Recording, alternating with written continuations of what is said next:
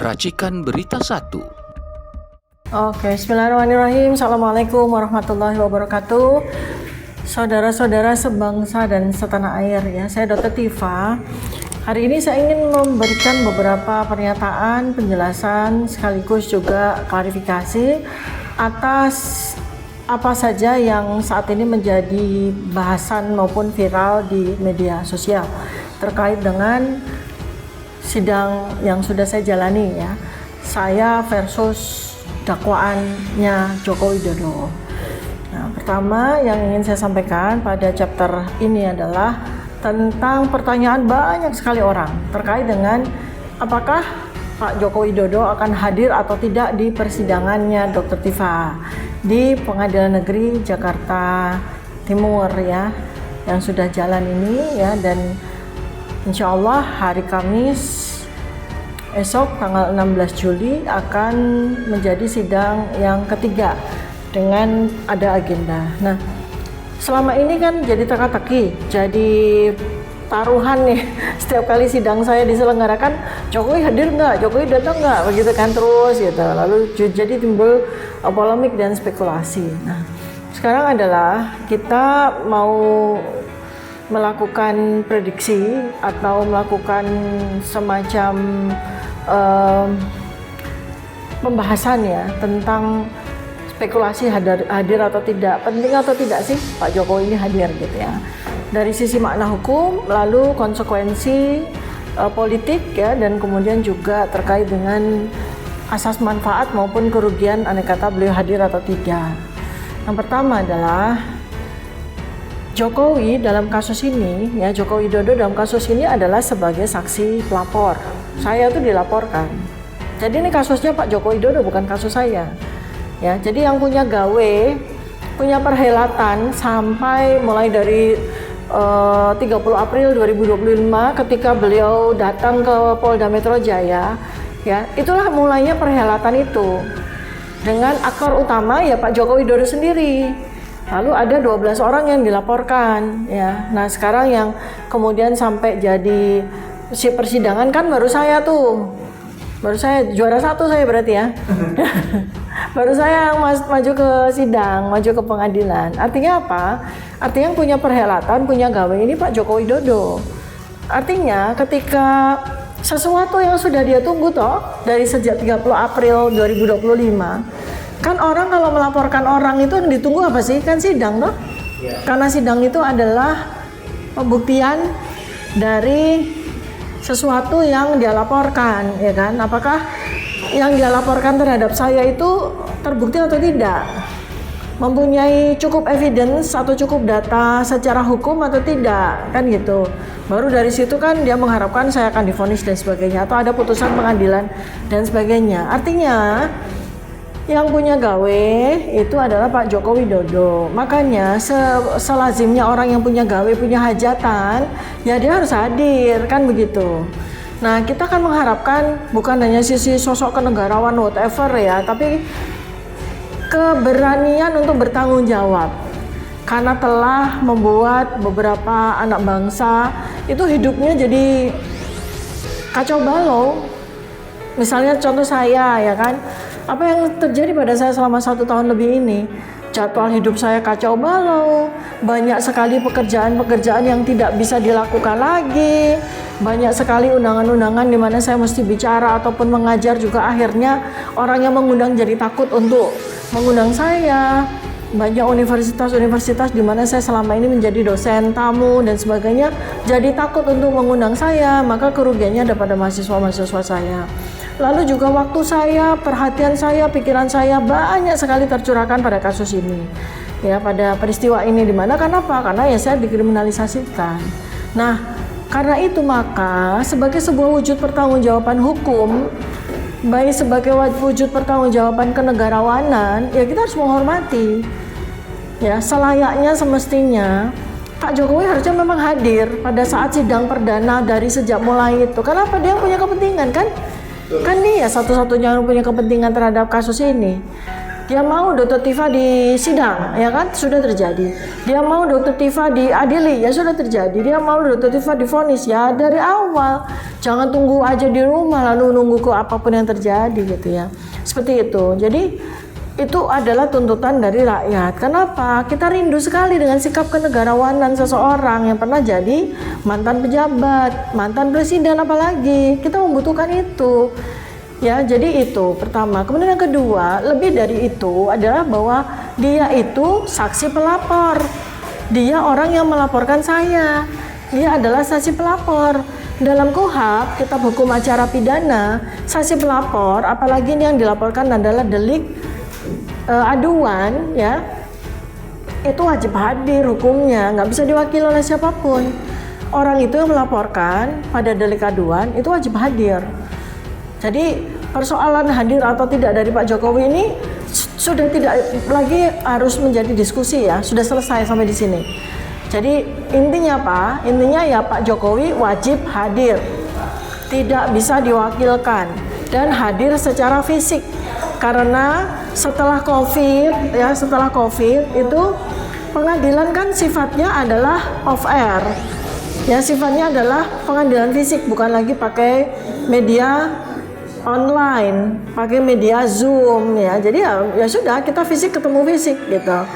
Saya sebagai yang dilaporkan ya saya hadir secara fisik tanpa ada alasan apapun, kecuali kalau misalnya tidak sehat dan sebagainya. Nah, kita mungkin sidang akan menunggu sampai salah satu di antara yang harus hadir itu sudah memenuhi kesehatannya. Makanya hakim kan bertanya pertama kali sebelum sidang dimulai itu kan tanya saudari terdakwa sekarang dalam keadaan sehat atau tidak gitu. Kalau saya bilang oh saya tidak sehat, ya sidang tidak bisa dilanjutkan. Begitu juga dengan Pak Jokowi. Pak Joko Widodo juga harus hadir, lalu ditanya sama hakim, saudara saksi pelapor, apakah saudara saat ini dalam keadaan sehat atau tidak? Nah, kalau beliau sampaikan, wah saya tidak dalam keadaan sehat, ya sudah sidang bisa ditunda sampai beliau sehat. Intinya itu ya, gitu ya. Nah, kemudian kalau kita bicara dari sisi nilai, ya, value ya, value itu terletak pada soal tanggung jawab, ya. Tanggung jawab kita sebagai orang yang melaporkan, ya kita tanggung jawab.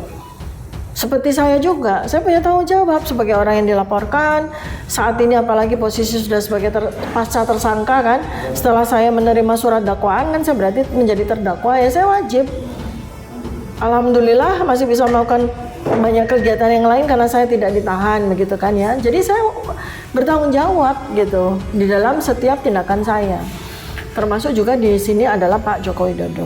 Nah, persoalannya adalah polemik apakah Jokowi hadir atau tidak itu kan karena ada sebuah kekhawatiran besar ya yang barangkali dirasakan oleh pihak Pak Joko Widodo, yaitu adalah konsekuensi untuk mempertanggungjawabkan sebuah selembar dokumen yang dia akui sebagai miliknya, yaitu ijazah asli kan gitu ya.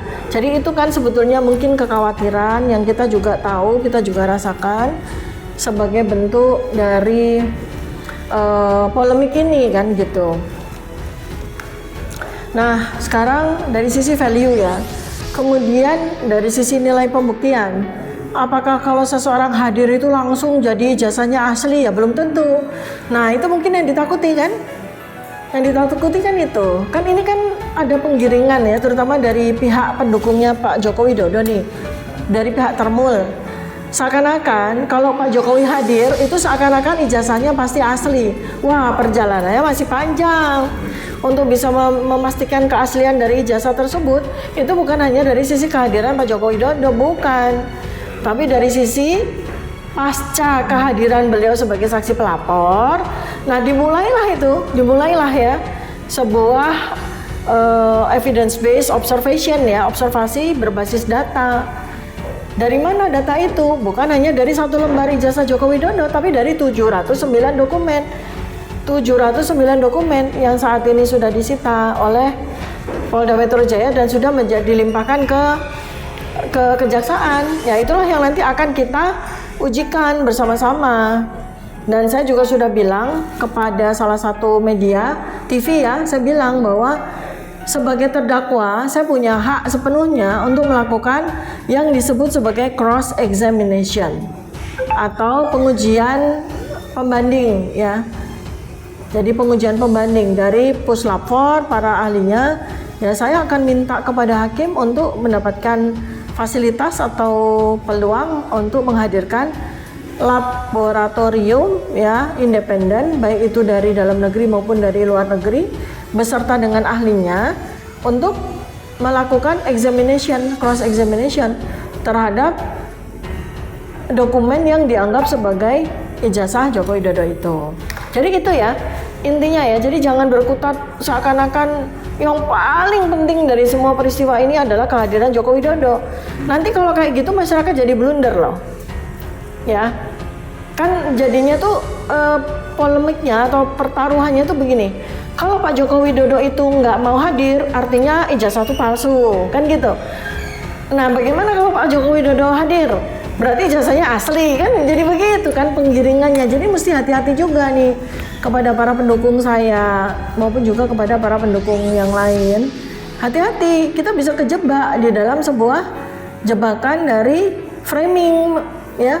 Dari framing kan seakan-akan ini nanti kalau yang terjadi itu kan kita berpikir bahwa kekhawatirannya adalah Pak Jokowi ini pasti khawatir, pasti takut dengan dugaan kita bahwa karena dia punya ijazah palsu. Bagaimana kalau hadir? Wah, framingnya langsung mendadak sontak berubah.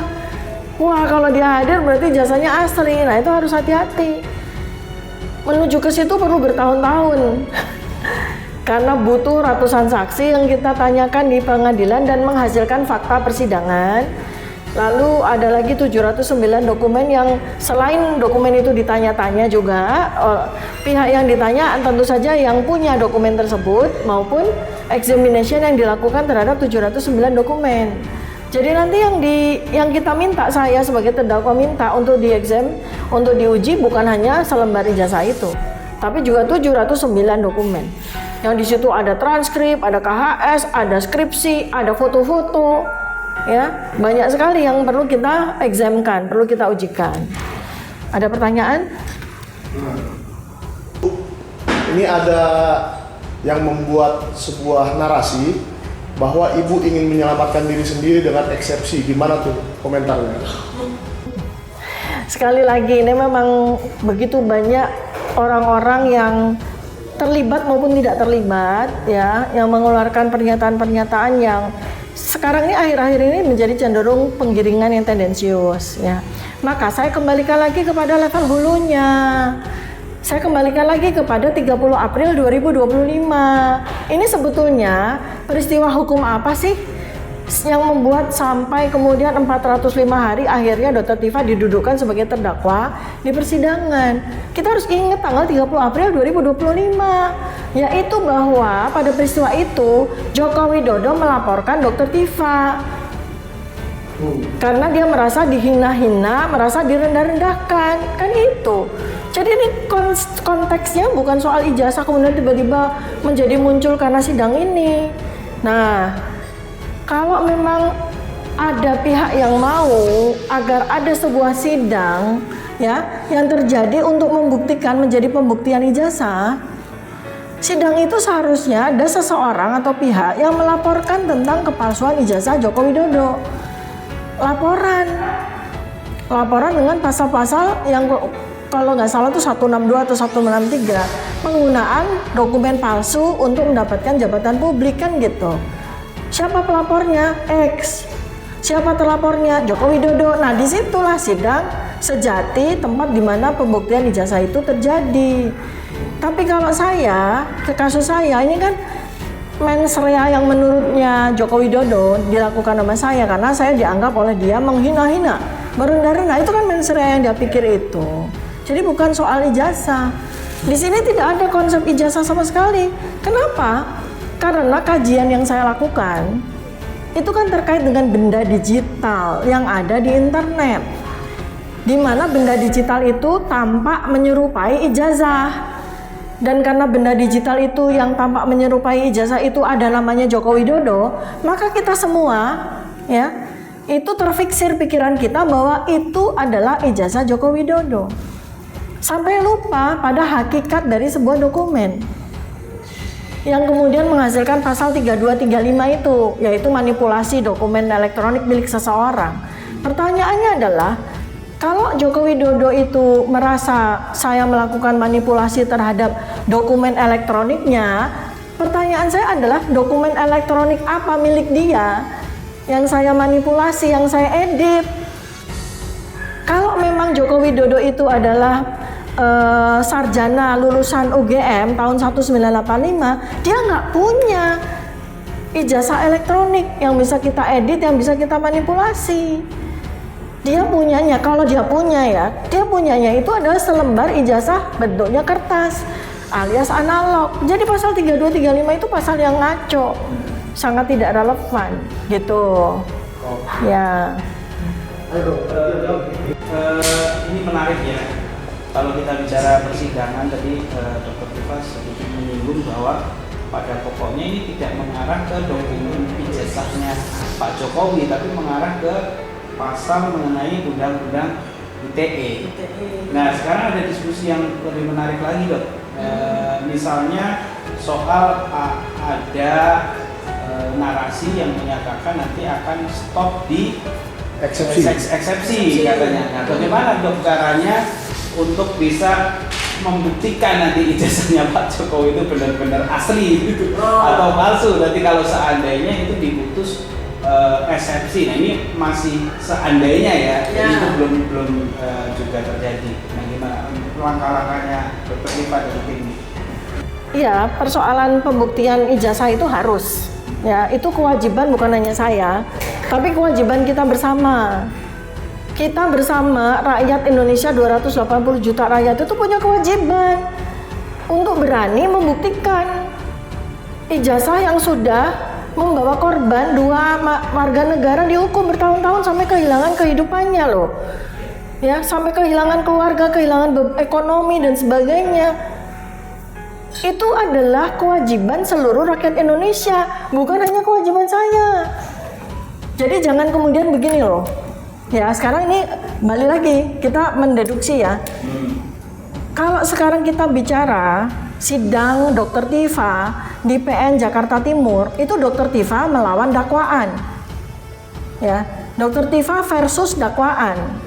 Dr. Tifa versus JPU yang memiliki dakwaan. Lalu apa yang harus dilakukan? Di situ pertarungannya adalah bagaimana Dr. Tifa dibantu oleh para advokatnya yang 27 orang itu untuk bebas dari dakwaan.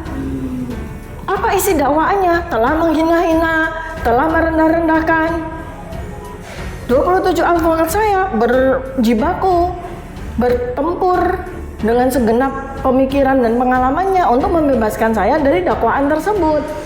Lalu yang kedua, delik umumnya. Dr. Tifa didakwa telah melakukan manipulasi, telah melakukan edit dengan pasal 3235. Kewajiban para advokat saya adalah membebaskan saya, ya, memberikan fakta-fakta persidangan bahwa saya tidak melakukan itu. Kan itu pertarungannya itu di situ. Nah, sekarang apakah sudah sampai pada pertarungan itu? Belum. Karena inilah hukum Indonesia yang sudah sangat reformatif ya. Iya kan, sudah sangat reformatif. Pertama, adanya restoratif justice. Ya, pertama, ini saya udah 3 kali loh ditawari restoratif justice ya. Pertama dari yang bersangkutan sendiri melalui para termonya, saya tolak. Kedua, ketika berkas dilimpahkan, berkas dan sayanya sebagai tersangka dilimpahkan dari Polda Metro Jaya ke kejaksaan. Di situ kedua kali saya ditawarkan restoratif justice, saya tolak. Ya, lalu yang ketiga pada sidang perdana, hakim menawarkan kepada saya untuk restoratif justice, saya tolak untuk yang ketiga kalinya. Kenapa? Karena restoratif justice itu membutuhkan pengakuan bersalah dari orang yang didakwa dan kemudian pemberian maaf dari orang yang mendakwa. Nah, itu di situ yang saya tidak mau, karena saya tidak punya salah apapun. Sekali lagi dalam beberapa kesempatan saya sampaikan, saya ini orangnya sangat menyukai untuk meminta maaf kalau memang saya keliru, atau menyukai memberi maaf kepada orang yang bersalah kepada saya. Tapi kalau saya harus minta maaf atas sesuatu yang tidak saya lakukan, untuk apa? Merendahkan diri saya, ya kan, hanya sekedar untuk memperoleh pembebasan. Dalam agama saya, ya, Maqasid al-Syariah yang keempat adalah jaga kehormatan diri, dignity, itu yang saya pegang. Jadi kalau restoratif justice itu paling tepat, itu dilakukan oleh orang yang memang salah, lalu dia ngaku salah, dia minta ampun, dia minta maaf kepada orang yang bersalah, itulah restoratif justice. Jadi ketika ada 3 orang di dalam kasus ini telah melakukan restoratif justice, itu artinya memang 3 orang ini mengaku salah kepada orang yang telah memtersangkakan mereka. Kalau salah saya di mana? Ayo kita buktikan di pengadilan, kan gitu. Jadi itu ya, dasar saya itu dasar tuntunan agama. Maqasid al-Syariah yang keempat adalah jaga kehormatan diri. Itu sudah second line before jaga nyawa kita, ya. Apa artinya kita hidup menjadi orang tanpa punya kehormatan? Ya. Ya. Oke, Pak, sedikit lagi. Jadi tadi disebutkan restoratif justice itu kalau Dr. Tifa itu bersalah dan Mengaku salah. mengakui kesalahan, ya. Dan 100% Dr. Tifa kan tidak merasa bersalah di sini. Dan upaya itu nampaknya sudah berulang kali sampai kemarin di persidangan pertama kan juga ditawarkan akan adanya perdamaian. Nah, pertanyaannya setelah persidangan berlangsung ini, apakah upaya itu masih terus berlanjut? Terus yang kedua, kan biasanya ada 2 tuh. Kalau nggak ditawari perdamaian, ya ada semacam ancaman gitu, yang dilakukan oleh pihak-pihak tertentu misalnya dalam perkara ini. Apakah ada indikasi-indikasi dari kedua hal itu? BAP cukup nggak ada. Oke, ya. Jadi soal eksepsi ya. Jadi ini saya tadi ulang sebelum saya jawab Mas Arief ya. Eksepsi itu adalah sebuah bagian dari hukum acara pidana Indonesia. Nah, setelah restoratif justice ditolak, lalu kemudian kita masuk kepada semacam sidang, tetapi masih presidang ya, surat dakwaan. Dakwaannya jaksa penuntut umum apa sih? Oh, dia bacakan 1, 2, 3. Itulah namanya fakta persidangan. Karena itu harus dibaca. Mau sampai titik koma, sampai nomor-nomor. Karena apa yang disampaikan pada sidang itulah fakta persidangan. Jadi surat dakwaan itu adalah fakta persidangan pertama. Lalu sidang berikutnya, saya beserta dengan advokat saya itu melakukan eksepsi atau memberikan nota perlawanan terhadap surat dakwaan tersebut. Maka ya, eksepsi saya yang saya berikan judul Indonesia Menggugat 2, karena Indonesia Menggugat 1 itu sudah merupakan eksepsi dari Presiden Soekarno. Ya, saya menggunakan judul yang sama, Indonesia Menggugat 2, karena dugaan ijazah palsu Jokowi ini adalah cerminan dari krisis dimensi multidimensional bangsa ini ya. Ini sudah dibacakan oleh pada sidang minggu lalu oleh para advokat saya.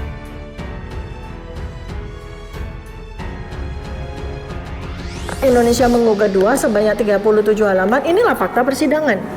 Jadi sudah ada fakta persidangan 2. Satu berkas surat dakwaan ini ya, satu berkas surat dakwaan. Lalu fakta persidangan yang kedua adalah nota perlawanan atau eksepsi.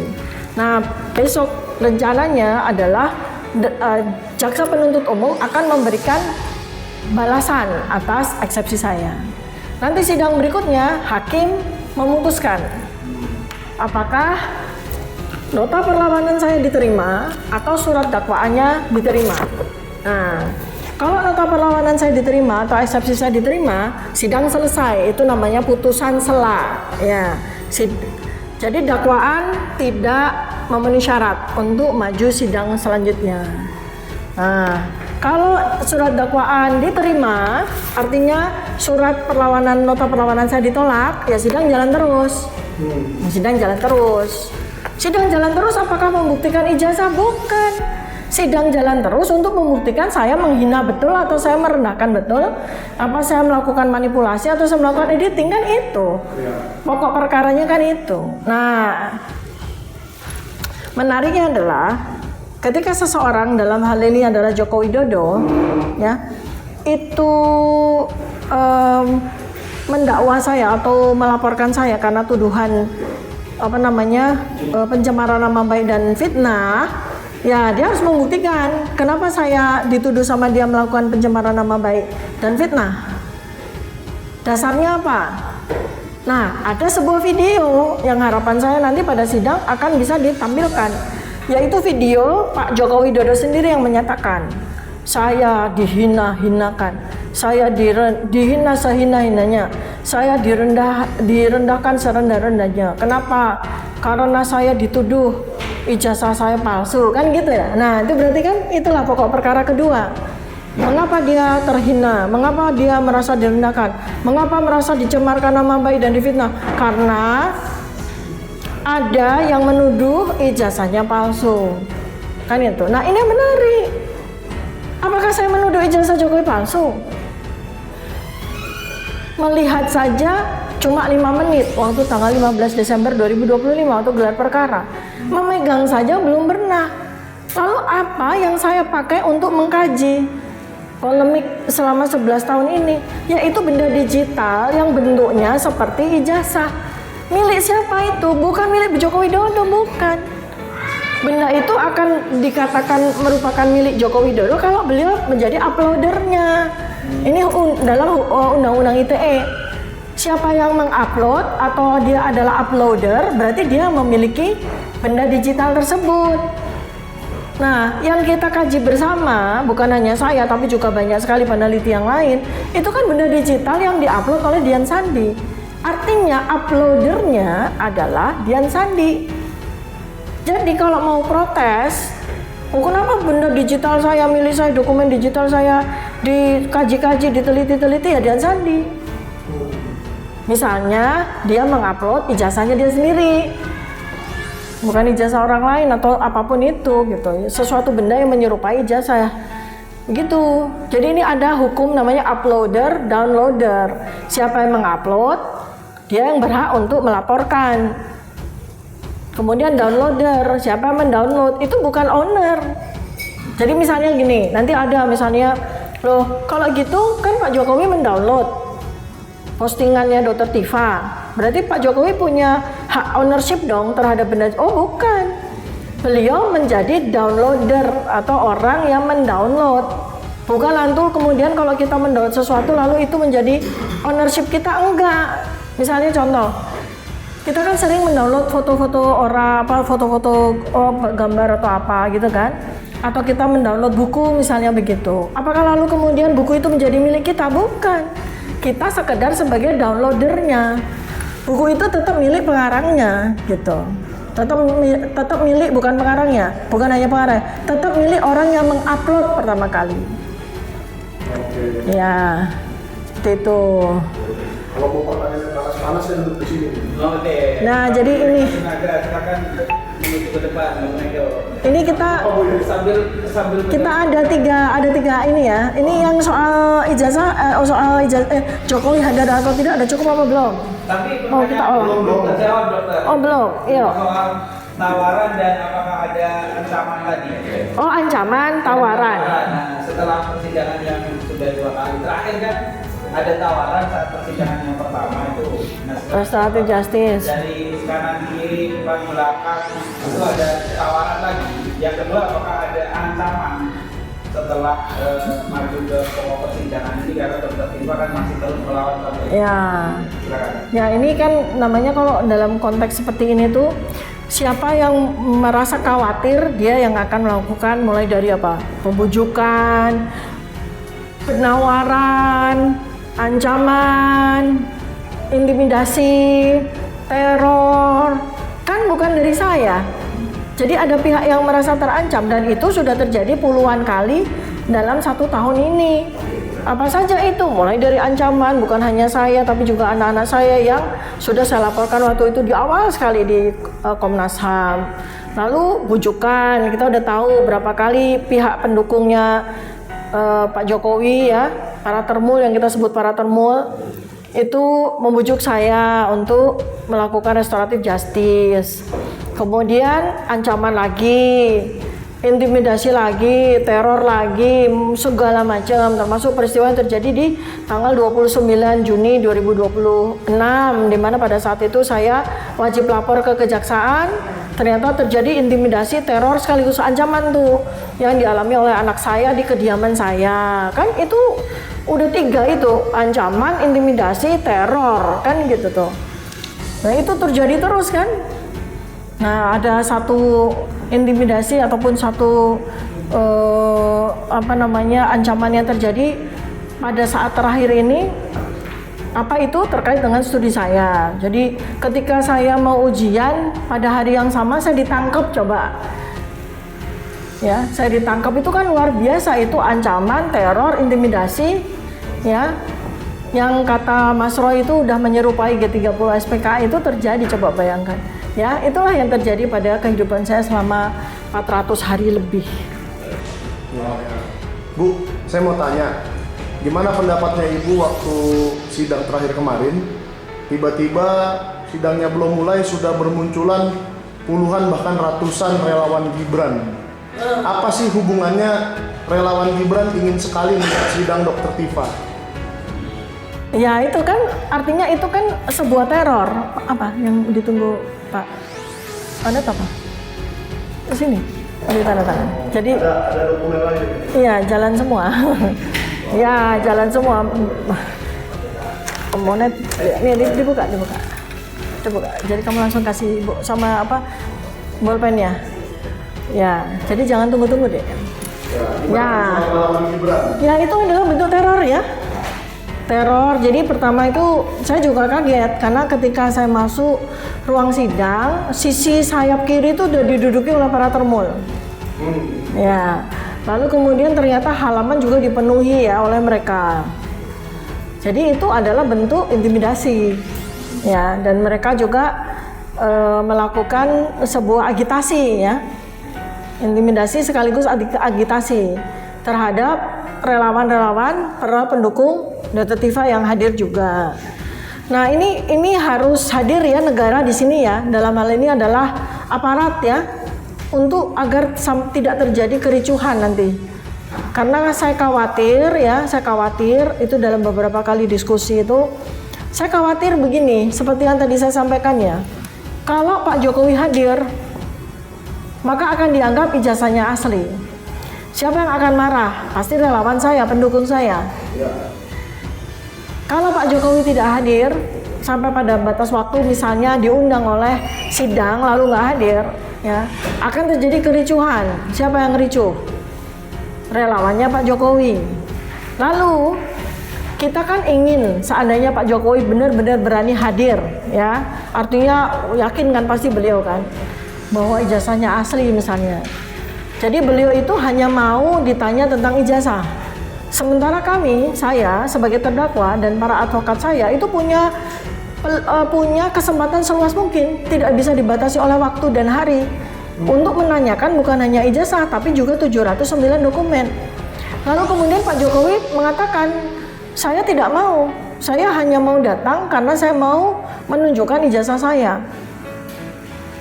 Apa yang terjadi? Akan ricuh.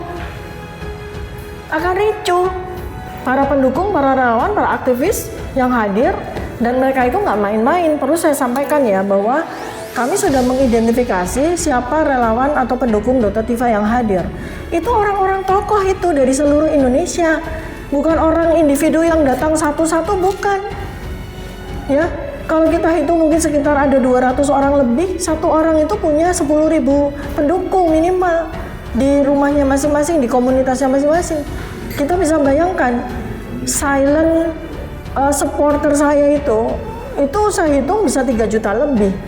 Belum yang nggak hadir atau belum yang hanya mengirimkan doa dan sebagainya. Ini akan menjadi sebuah potensi ricuh yang besar sekali. Jadi dari awal saya sudah sampaikan nih kepada pihak aparat, baik dari kepolisian dalam hal ini ya yang memegang tanggung jawab keamanan maupun dari pihak TNI. Karena ini jangan main-main. Anda tahu kan bahwa wanita atau perempuan itu ras terkuat di bumi ini loh. Kalau sampai ras terkuat di bumi ini yang sudah melahirkan manusia-manusia baru ini sudah bergerak, kita tidak bisa membayangkan apa yang terjadi ya. Jadi ini saya prevent ya, saya menyampaikan antisipasi. Jangan terlihat terdakwanya seorang perempuan lemah lembut begitu. Oh, kalau sudah bergerak, wah mengerikan namanya. Mobil aja bisa dibalik loh sama perempuan.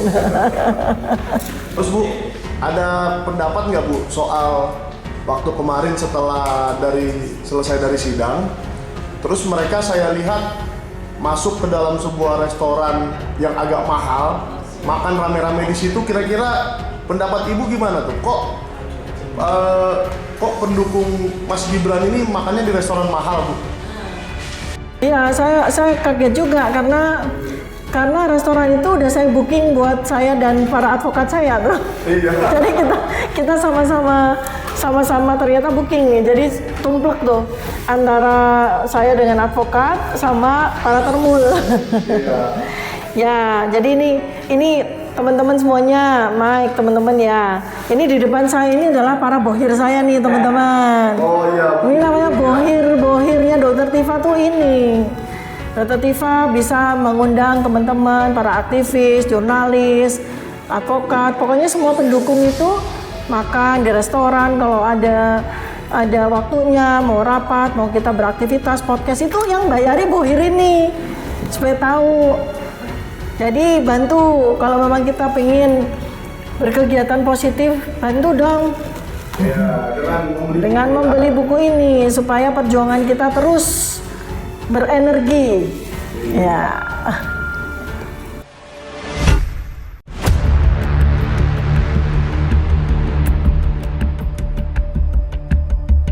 Racikan Berita 1